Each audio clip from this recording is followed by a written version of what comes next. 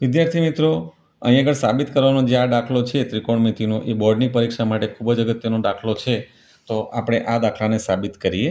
તો સાબિત કરવા માટે વિદ્યાર્થી મિત્રો આપણે સર્વપ્રથમ લેફ્ટ હેન્ડ સાઈડથી સ્ટાર્ટ કરીશું અને લેફ્ટ હેન્ડ સાઈડનું સાદુરૂપ આપીશું. અને સાદુરૂપ આપતા આપણે જે રાઈટ હેન્ડ સાઈડ આપણને આપી છે એ આપણે જવાબ તરીકે લાવીશું. એટલે આપણી સાબિતી ત્યાં આગળ પૂર્ણ થશે. તો વિદ્યાર્થી મિત્રો શરૂ કરીએ. તો આપણે લેફ્ટ હેન્ડ સાઈડ લઈએ છીએ.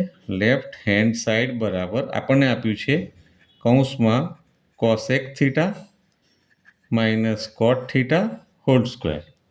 હવે વિદ્યાર્થી મિત્રો અહીંયા આગળ કોસેક થીટાની જગ્યાએ આપણે કોસેક થીટાનું સૂત્ર મૂકી દઈએ 1/sin થીટા માઇનસ કોટ થીટાનું સૂત્ર અહીંયા આગળ મૂકીએ cos theta sin theta whole square. હવે વિદ્યાર્થી મિત્રો અહીંયા આગળ કૌંસની અંદર છેદમાં બંને પાસે સાઇન છે એટલે આપણે સાઇન થીટા લસા તરીકે લઈએ. તો આપણને આવું મળશે 1 - cos થીટા મળે હોલ સ્ક્વેર. હવે વિદ્યાર્થી મિત્રો અહીંયા આગળ આનો મતલબ એવો થાય કે અંશનો પણ આ 1 - cos થીટાનો પણ આ વર્ગ છે અને સાઇન થીટાનો પણ આ વર્ગ છે. એટલે આપણે અલગ કરી દઈએ. એટલે 1 - cos થીટા હોલ સ્ક્વેર છેદમાં સાઇન સ્ક્વેર થીટા.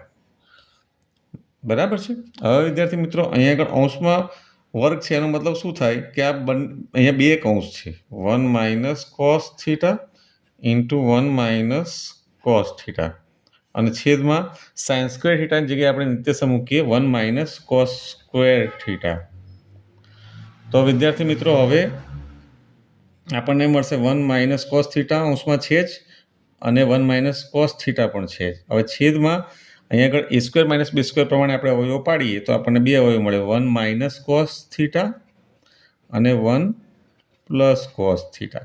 તો 1 - cos થીટા તો છેદ ઉડી જશે એટલે આપણી પાસે બાકી રહેશે 1 - cos theta upon 1 + cos theta અને એ જ આપણી જમણી બાજુ છે એટલે આપણી જમણી બાજુ આવી ગઈ છે.